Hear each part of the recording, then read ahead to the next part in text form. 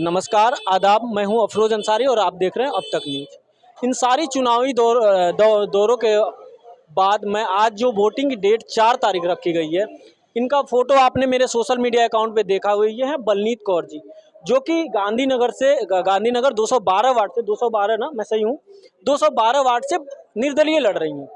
सबसे पहले बलनीत जी, आपका स्वागत है। धन्यवाद। और आपका बहुत बहुत धन्यवाद कि आप इतनी दूर से हमारे पास यहाँ पे हमारे से बात करने आए हैं। इस बार का चुनाव आपको क्या लगा, क्यों लड़ने का मन बनाया आपने, और क्या कारण था आप किसी पार्टी से ना लड़के निर्दलीय लड़ रहे? जी, कारण बस एक ही था। इतने टाइम से पार्टीज आई जा रही हैं, जा रही हैं, अलग अलग पार्टीज भी आ रही हैं, लेकिन लोकल पीपल की जो प्रॉब्लम्स हैं, लोगों को जो आम रोज़मर्रा की दिक्कतें हैं, उन दिक्कतों से कोई छुटकारा नहीं मिल रहा था। यहाँ की किसी प्रॉब्लम का कोई समाधान नहीं मिल रहा था। सबको वही प्रॉब्लम्स फिर से फेस करनी पड़ रही थी। तो हमें हमें यहाँ रहते हुए पता है कि हमारे को यहाँ पे इस चीज़ में क्या क्या दिक्कतें हैं, क्या क्या नहीं है। तो हम खुद जो चीज़ें देखते हैं तो हम उनको समाधान निकालने की हिम्मत रखते हैं। इसी वजह से मेरा मोटिव था कि मैं निर्दलीय खड़ी हूँ, ताकि हम अपना स्टैंड लेके हम अपने तरीके से काम करा पाएँ, क्योंकि पार्टियों को पता होता है बंदा पहले से यही काम कर रहा है, मैं हम भी ऐसे उसी तरीके से चलेंगे, वो पार्टी के तरीके से चलेंगे। लेकिन एज अ कैंडिडेट आपको अपने इलाके के लिए, आपको अपने एरिया के लिए सोच के चलना पड़ेगा। एक ऐसा सवाल, बलनीत जी, आप अगर खुदा न खास्ता जीत गए, अच्छी बात है, मेरी शुभकामनाएं आपके साथ है, तो आप अपने आस पड़ोस जहां लोकल एरिया में आप लड़कियों के लिए मिसाल बनोगे। आप ऐसा 2-4 मुद्दे, मैंने आपका मैनिफेस्टो पढ़ा, उससे रिलेटेड ये एक सवाल लेते हैं कि अगर आप जीत गए, उसमें था कि अच्छा पार्क, बढ़िया रोड, ये एमसीडी का जो चुनाव होता है लोकल मुद्दे पे होता है, ये कोई बड़ी मुद्दा नहीं है। इसमें है दिल्ली में 3 सबसे बड़े कूड़े हैं पहाड़ के।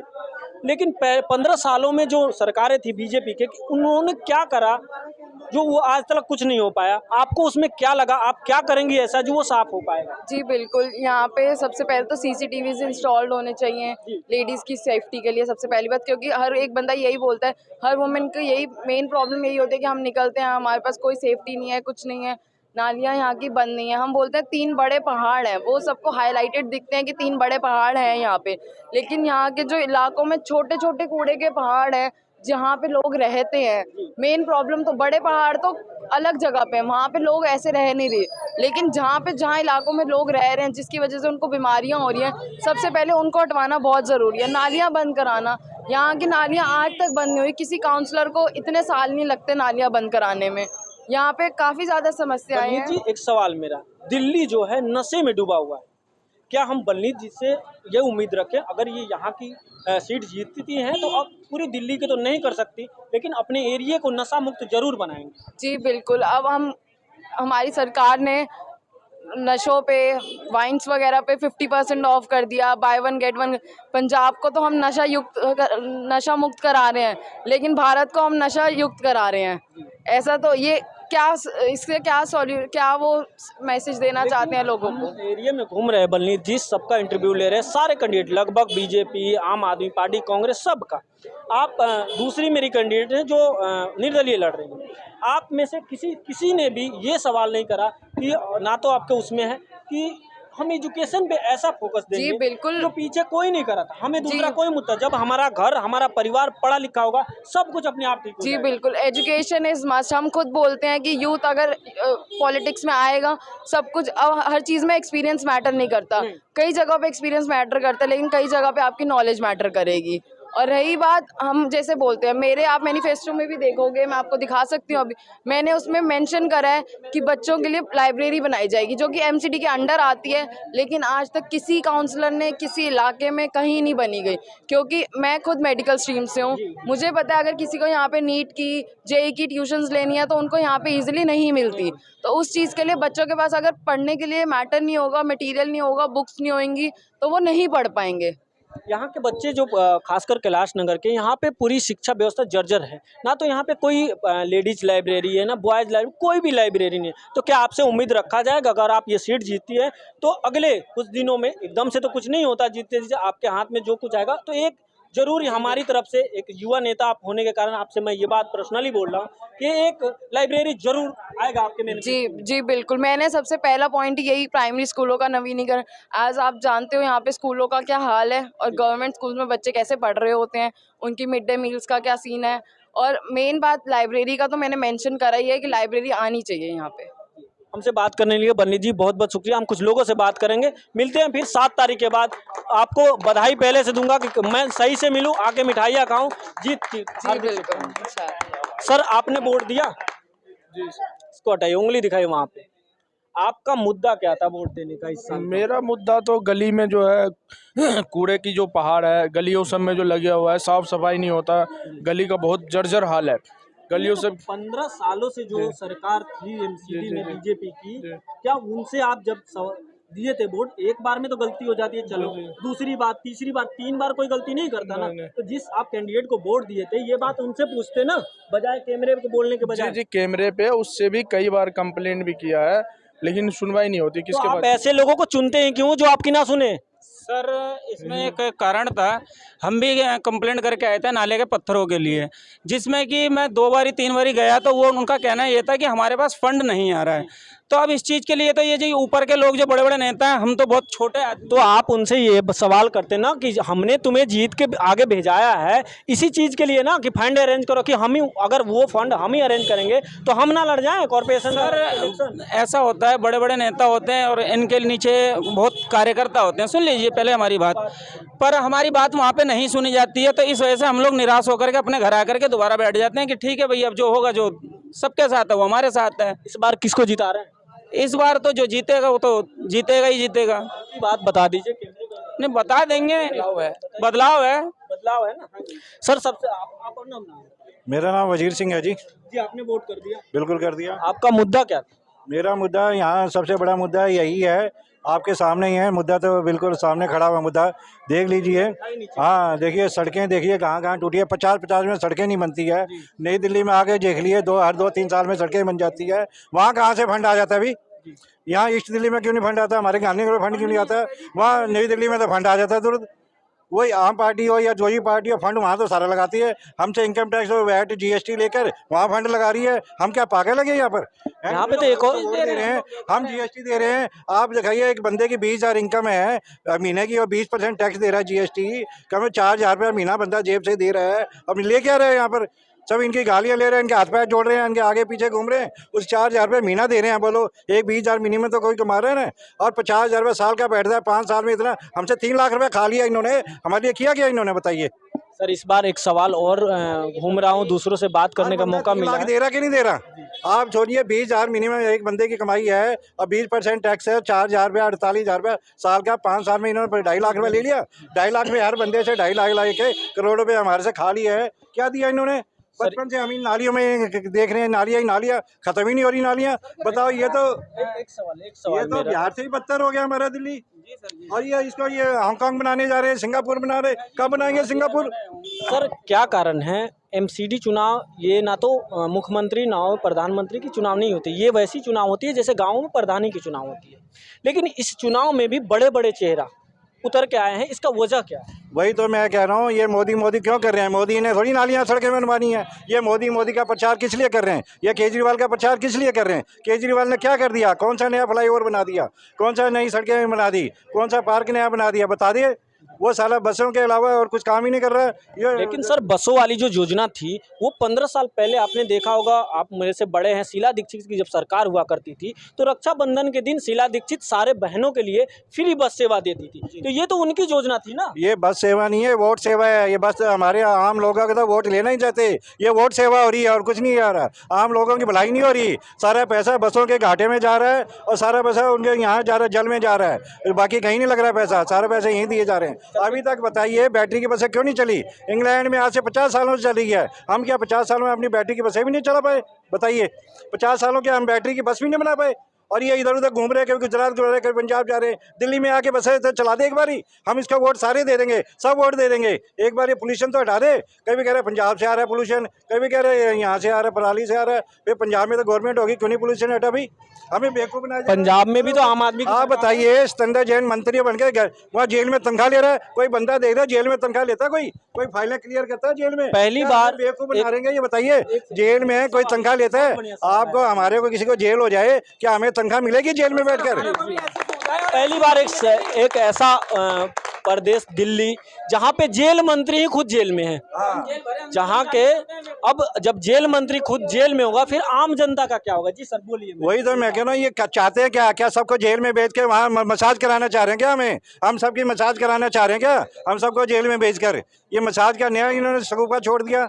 इस बार कौन आ रहा है एमसीडी में? इस बार हम तो ये कह रहे हैं, ये हम आएंगे जिनसे हम आएंगे, इंडिपेंडेंट जो ईमानदार है वो आएगा। इस बार बंदे को शक्ल, कैंडिडेट की शक्ल देख के वोट दे रहे हैं लोग, ये जो आम पार्टियों को वोट नहीं दे रहे हैं।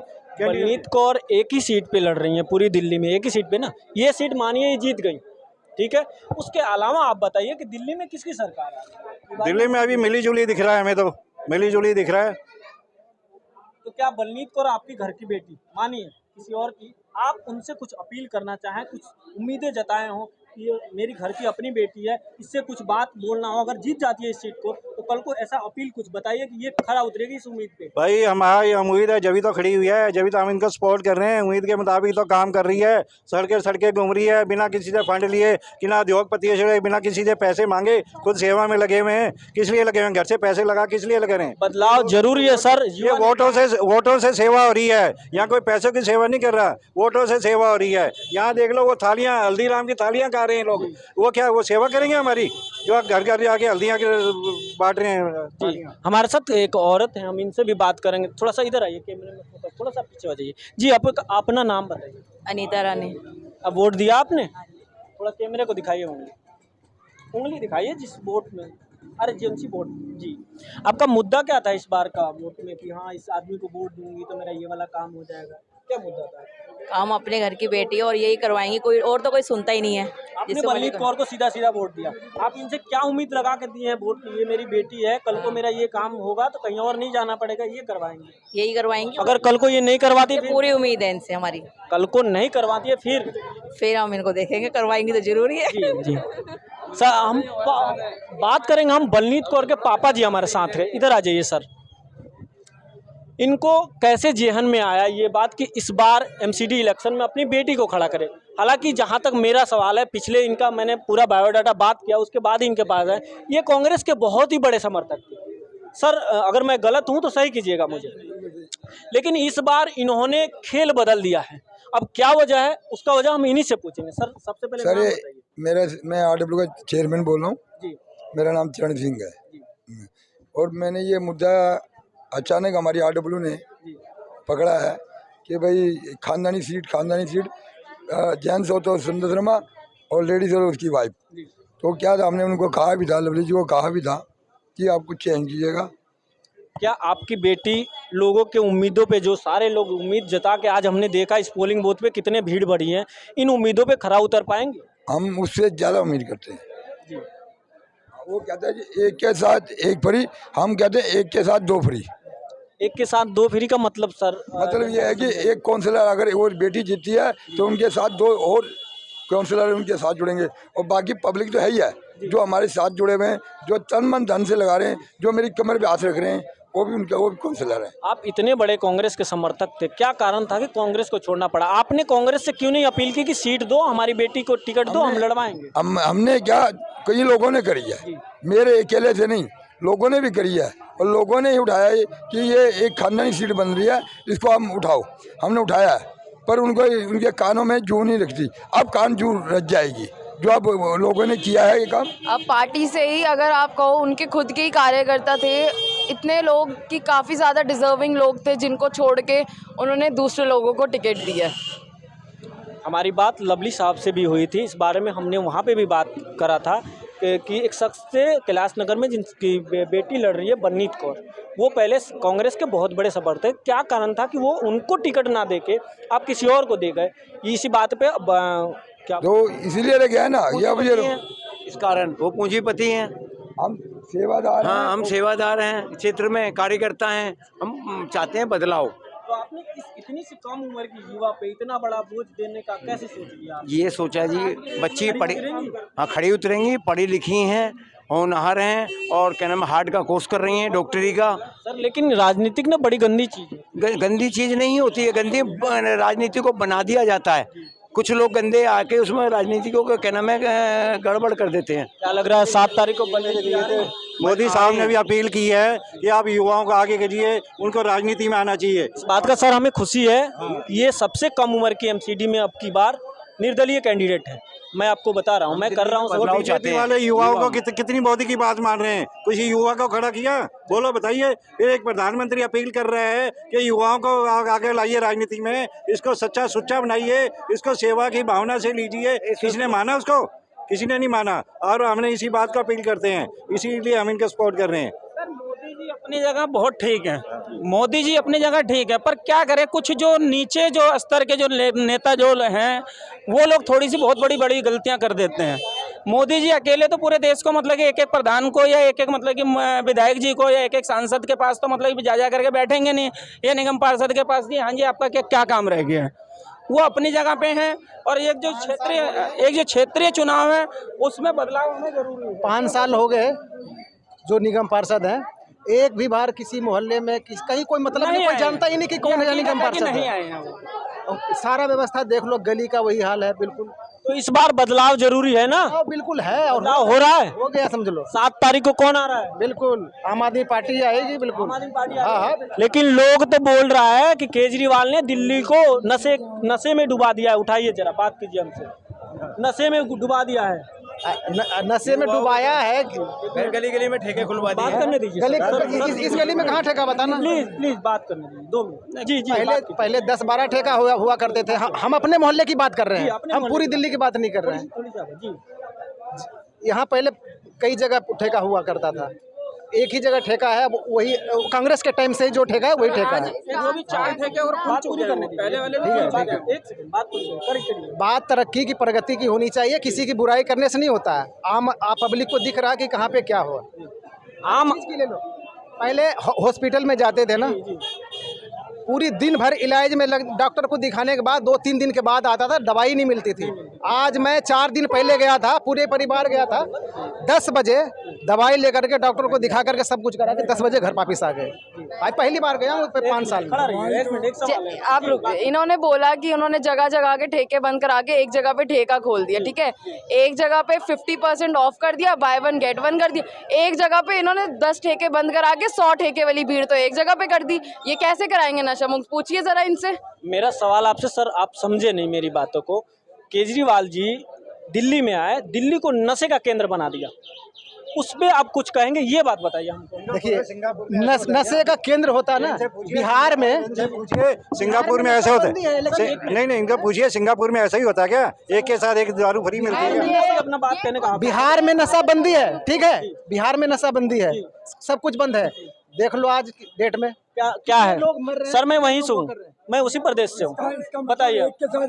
लेकिन मेरा घर बिहार में है, बाद में नंबर एड्रेस देता हूँ, बिहार में मोतिहारी में। मुझे पता है, मैं रिकॉर्डिंग सप्लाई हो रही है। थोड़ा हटिए, 1 मिनट इनको बात करिए। मैं वहीं से हूँ, उसी रिपोर्ट से हूँ। आप बताइए। जो दिख रहा है ना, वो जो सबको दिख रहा है वही बोलना चाहिए। कहने का आपका मतलब, मेरा एक सवाल, सीधी सवाल लीजिए, घुमाइएगा, कुछ और सवाल पूछूंगा मैं आपसे, ठीक है। आपने बोला दिल्ली में केजरीवाल आएंगे, केजरीवाल ने बसों को फ्री किया। आपको शीला दीक्षित याद है? शीला दीक्षित याद है ना, कांग्रेस की थी उस टाइम। नहीं, शीला दीक्षित के सामने भी हुआ था, तरक्की बहुत हुई है। शीला दीक्षित थी ना, बसों में फ्री उनके टाइम पे भी था। नहीं, वो तो त्योहारों में थी, रक्षाबंधन। ठीक है, अगर ये 200 यूनिट फ्री दिए इनको और 400 यूनिट का पैसा मैं पे कर रहा हूँ, तो ये किस बात का फ्री है? फ्री कुछ नहीं है, देखो कमर्शियल वाले भर रहे हैं वो। अगर मेरा 200 यूनिट, सर 1 मिनट रुकिएगा, 200 यूनिट मेरा फ्री है, 201 यूनिट अगर मेरा हो गया तो पूरा भरना पड़ रहा है। नहीं, ऐसा तो नहीं है। कैसा है? चार्ज हमें क्यों कुछ नहीं पता। इधर सुन लो, अभी मैं बिजली का बिल ला करके दिखा रहा हूँ। मुझे इनको बस ये पता है झाड़ू पे मोड़ लगानी है, इनको ये नहीं पता झाड़ू क्या काम करता है। ये कह रहे हैं हॉस्पिटल के अंदर लाइन थी। अगर दिल्ली के हॉस्पिटल इन्होंने इतने बढ़िया कर दिए तो केजरीवाल अपनी खांसी का इलाज कराने केरला या बताइए ऐसा है। मोड़ लगानी है, यहाँ पे हमें बोला गया यहाँ मोड़ लगानी है। ये बोल रहे हैं कि इतना ही फ्री होता ना तो सरकारी खजाना बिल्कुल कंगाल हो गया होता, लेकिन फिर भी सारे काम हो रहे हैं। 100 करोड़ रुपए का घाटा डीटीसी को हो चुका है। जो बसें दिल्ली की सड़कों पे चल रही हैं, जो सड़क घेर रही हैं, आप बसों के अंदर देखो सिर्फ लेडीज बैठी होती हैं, खाली बसें चल रही हैं, खाली बसें चल रही हैं वो 3500 करोड़। लेकिन मोहल्ला क्लिनिकों का हालत मैं आपको बताऊं सर, तो ऐसी जगह पे सर एक मिनट सर, एक मिनट मेरी बात पूरी करने दी। मोहल्ला क्लिनिक का हाल मैं आपको बताऊं तो ऐसी जगह पे मोहल्ला क्लिनिक है जहाँ पे लोग दारू पीते हैं, जहाँ पे लोग स्मैगिए बैठते हैं, जहाँ पे कुत्ते बैठते हैं, उसमें इलाज क्या होगा? आपको मैं यहाँ से अभी प्रमाण के तौर पर यहाँ से चलिए मेरे साथ, जहाँ तक चलेंगे 50 मोहल्ला क्लिनिक दिखाऊंगा आपको जहाँ पे कोई भी नहीं। अरे कैलाशनगर में पौने क्लिनिक है, और सुनो, और दवाई देने वाले खुद स्मैगियों ने पता नहीं किस इलाज की कौन सी दवाई दे रहे हैं, आप ये बताइए। इनके अकॉर्डिंगली अगर दारू दोगे तो दारू, बस सब कुछ दारू पे चलेगा। जवाब मिला तो जा रहे हैं। सफाई कर देंगे, बोल दिया, कर दिया केजरीवाल, सफाई कर दिया, हो गया सफाई चीज का सफाई, जुमना सफाई कर दिया, पहले बार बोला था केजरीवाल। बताऊँ आपको, केजरीवाल जी कहते हैं कि सफाई, एक मिनट भैया एक मिनट, केजरीवाल का कहना है कि दिल्ली में गंदगी का ढेर बीजेपी ने लगाया, लेकिन एक चीज़ मैं आपसे पूछता हूँ, ये सीवर व्यवस्था दिल्ली सरकार के अधीन है, ये सीवर का क्या बुरा हाल है, इसी की वजह से गंदगी है। नालियों को बीजेपी ने कर दिया और सीवर को केजरीवाल ने कर दिया। गांधीनगर की जनता कहाँ जाएगी? केजरीवाल है वो अपनी सफाई PWD की सड़कें हैं, हाँ, DTC के अंदर 3500 करोड़ रुपए का घाटा है ऑन दी लाइन। आप चेक कर सकते हो इस बात को, घाटा क्यों है।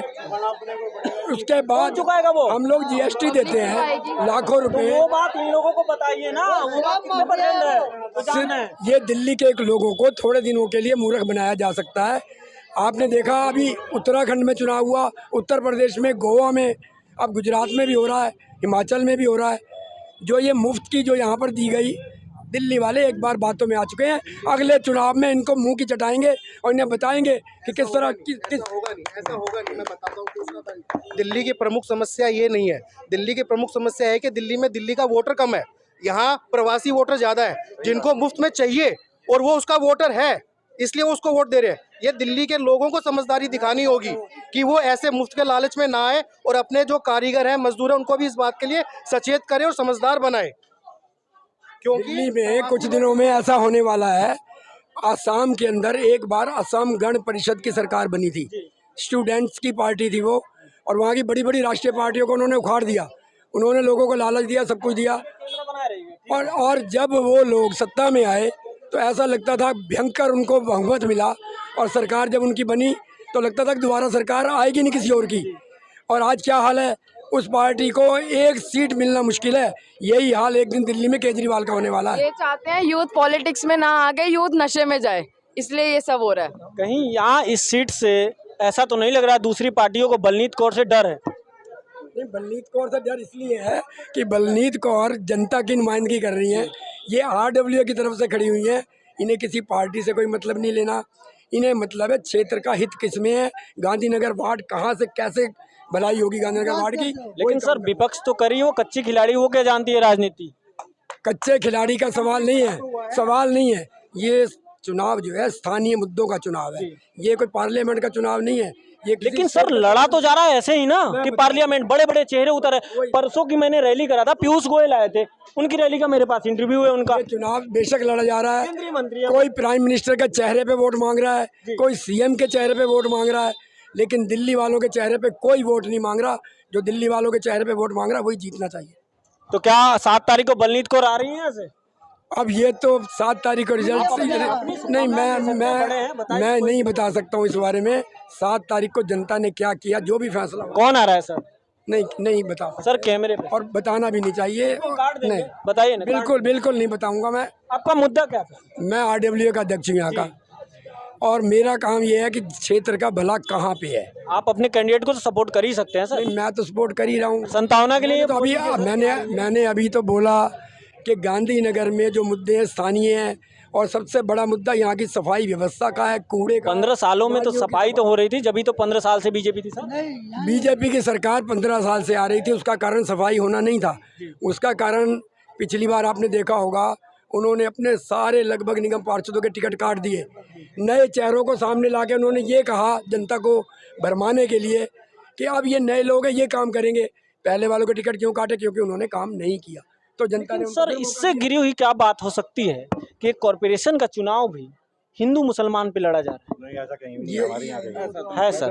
हालांकि आपके एरिया में नहीं है, मैं पूरी दिल्ली घूम रहा हूँ। नहीं, पूरी दिल्ली में कभी भी कोई चुनाव जातिवाद और संप्रदायवाद के ऊपर लड़ा नहीं गया। चाहे लोग लड़े, पर यहाँ के लोग बटे कभी नहीं है। हमारा गांधीनगर क्षेत्र है, यहाँ से अरविंदर सिंह लवली ने कई बार जीत हासिल की है। उससे पहले हमारे एक सरदार जी और थे, उन्होंने भी जीत हासिल की। सिख का यहाँ कोई बहुमत नहीं है। तो यहाँ लोग बटते नहीं हैं। लोग जात बिरादरी धर्म कुछ नहीं देखते, लोग काम देखते हैं। फिर से घूम के आता हूँ सर, आप उसी साल में बता दीजिए कौन आ रहा है। पर नहीं, वो बताना ठीक जीतेगी, बलनीत कौर जीतेगी। हमसे बात करने के बलनीत जी बहुत बहुत शुक्रिया। मिलते हैं फिर 7 तारीख के बाद आपसे। उम्मीद हमारी आपके साथ है कि जीत के साथ आएंगे, हम मिठाई भी खाएंगे। मिलते हैं किसी और रैली में किसी और के साथ 7 तारीख के बाद।